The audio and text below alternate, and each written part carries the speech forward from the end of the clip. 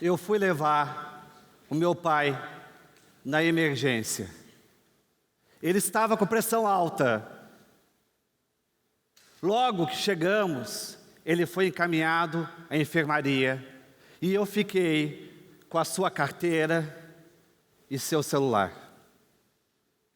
Tinha que preencher o prontuário médico. Fácil. Peguei a caneta, mordi a tampa. Biotipo sanguíneo. Não sabia. Alergia à medicação. Não sabia. Teve sarampo, cachumba, catapora. Não sabia. Que medicação estava tomando?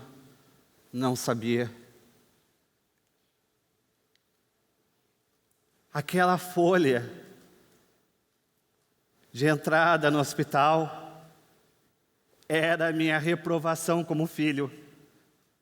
Eu não sabia nada do meu pai. Ele me sabe de cor. Meu pai, um estranho íntimo. Eu nunca perdi tempo para fazer perguntas banais, irrelevantes. Essa banalidade da urgência. Eu não me esforcei para amar o meu pai, assim como eu me esforço para amar os amigos. Ele chegou com uma encomenda pronta. Eu nunca quis saber se ele tinha cachorro ou não na infância. Qual o nome do seu cachorro? Quem foi o seu primeiro amor? Se ele ficava de castigo, quais foram as suas notas? Se ele nadava, pedalava. Eu desconhecia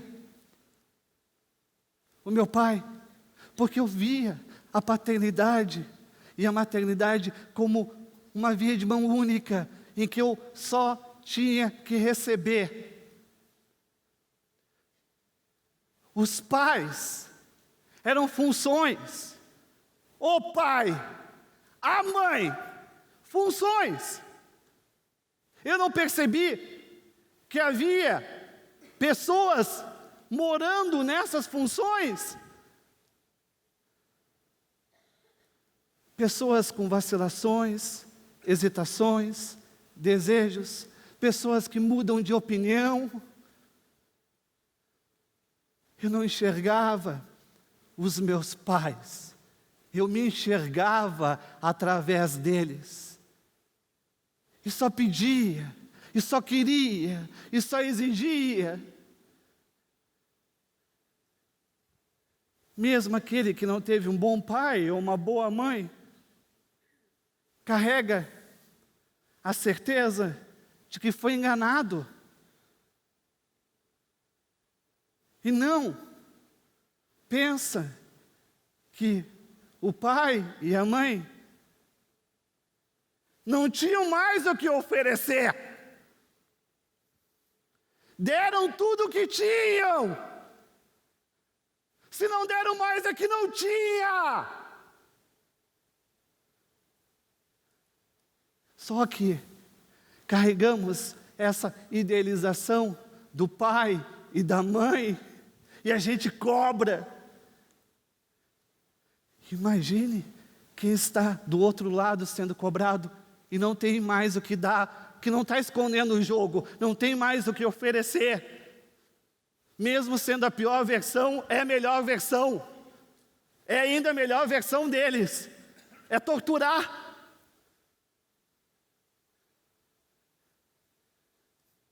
Eu não reparava os sinais. A minha mãe e meu pai pedem ajuda, eu não reparava. Sempre que eu vou visitar a minha mãe, ela acha que eu sou morto de fome. Eu estou lá, conversando, na hora de sair e se despedir e baixar a cabeça para a bênção. E eu baixo a cabeça cada vez mais, porque minha mãe vai se diminuindo de corpo e crescendo em alma. Ela vem, só um minuto, e eu escuto o chinelo dela arrastado até a geladeira, e ela me vem com uma sacola de comida. Mãe, eu não quero, não estou com fome, eu já comi. Leva. E é um pudim, e é um feijão, e é pedaço de lasanha, porque a mãe, mesmo não estando os 4 filhos, continua cozinhando como se os 4 filhos estivessem ali. Aí ela diz aquilo que ela queria dizer.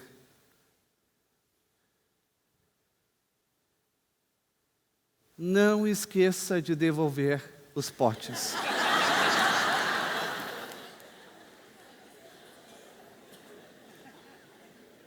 Eu raciocinava, que mãe avarenta, me dá comida e cobra o pote. E não identificava que ela comprava potes com o pretexto de dizer isso. Ela não estava preocupada com a devolução dos potes. Ela só queria que eu voltasse. Ela me entregava os potes para garantir a próxima visita.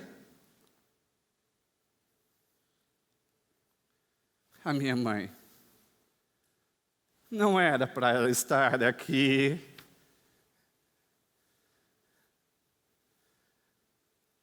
Quando tinha 7 anos, eu não conseguia aprender a ler e a escrever. E fui convidado a sair da escola. Antes, eu fui encaminhado a um neuro que diagnosticou que eu tinha retardo mental. A minha mãe foi até a escola, sem que eu soubesse de nada, e falou para a professora: me dá 2 meses. 2 meses eu ensino o Fabrício a ler e escrever. Todos os remédios que eu recebi, ela jogou na pia. E foi me ensinando a ler e a escrever a partir de jogos, quebra-cabeça, bambolê, detetive. Eu nem sabia que eu estava aprendendo. Eu pensei que eu tinha exclusividade da minha mãe. As férias da minha mãe, ela pediu licença no trabalho para me ensinar. 2 meses. Parou o seu tempo por mim. Em 2 meses, eu voltei para a escola, escrevendo e lendo melhor que os meus colegas.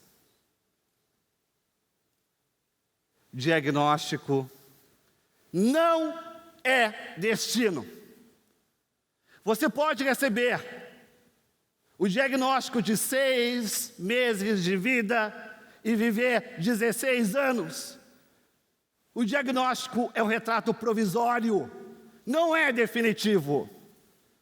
Não inclui garra, persistência, vontade, amor, cuidado, fé.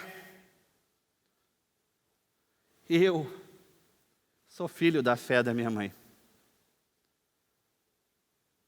Você pode aprender qualquer coisa na vida sozinho. Lealdade, fidelidade, menos fé. Fé, a gente precisa receber de alguém. A fé é sempre emprestada. A minha mãe veio com uma pergunta fúnebre: quando eu morrer, o que você deseja de herança? Não, mãe, não vai morrer. Aquela mentira educada. Para de falar isso. Para de bobagem. E ela insistiu, me incomodou, me perturbou. Até que eu tive que falar. Não quero casa da mãe, carro da mãe, biblioteca da mãe, quadros, móveis, não. O que eu quero da minha mãe é a caixinha de botões. Ela tinha uma caixinha mágica de botões. Sempre que eu perdi um botão, não importa aonde, tinha cópia exata naquela caixinha. Era um circo de botões, um circo mágico de botões. Podia ser um botão amarelo, e lá estava o mesmo botão amarelo na caixinha. E ela dizia prontamente: me passa a camisa que eu vou costurar. Eu fazia menção de tirar, e ela: não, fica aí. E trazia um banquinho de madeira, e humildemente se agachava. Antes, mentia: teus olhos são melhores que os meus, pode colocar a linha na cabeça da agulha. E eu colocava. E ela costurava aquele botão no meu corpo. E eu querendo sair, e eu querendo brincar. E ela: vai se machucar, aguenta. Eu só sei abraçar hoje por esse tempo que eu ficava diante da minha mãe. Essa trégua, esse intervalo da ternura, em que ela me olhava nos olhos. E vocês acham que ela somente costurou um botão em mim? O quanto que ela fechou o meu corpo. O quanto que ela fechou meu corpo com esperança. Esses dias, fui jantar com a mãe. Ela fez um gesto brusco. E vi rodopiar um botão da manga de sua camisa. Eu disse: fica quieta. E fui lá, com agulha e linha. Fiquei na frente dela, eu que costuro porcamente, costurando. Os botões dos seus olhos brilhavam, em silêncio. E eu devolvi um botão, de centenas de botões, um só botão. Mas como é difícil devolver esse primeiro botão. Como é difícil. A gente perdoa com mais facilidade quem nos faz mal do que quem nos faz bem. Porque a gente não sabe como pagar a dívida da gratidão. A gente não sabe como recompensar. Eu me emociono quando eu vejo num box do banheiro uma barra.